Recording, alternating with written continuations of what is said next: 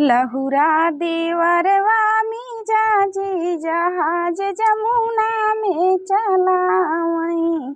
लहुरा देवरवा में जाजी जहाज जमुना में चलावई।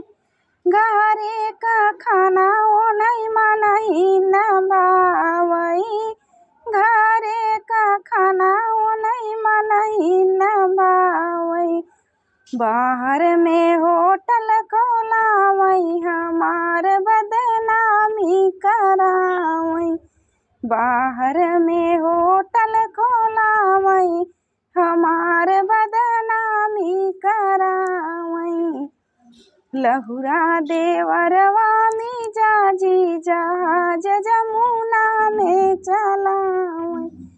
घरे का बिस्तर वो नहीं मनही न भावई। घरे का बिस्तर वो नहीं मनही न भावई। बाहर में बिस्तर लगावई हमार बदनामी करावई।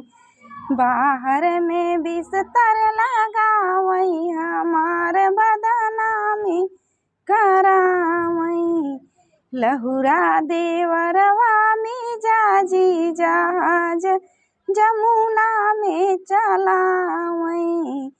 लहुरा देवरवा में जाजी जहाज जमुना में चलावई।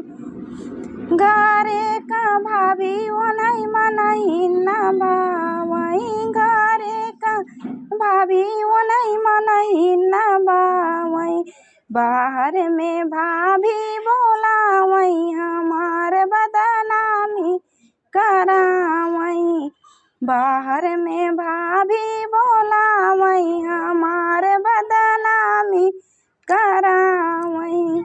लहुरा देवरवा में जाजी जहाज जमुना में चलावई। गाना अच्छा लगेगा तो चैनल को लाइक शेयर सब्सक्राइब जरूर कीजिएगा।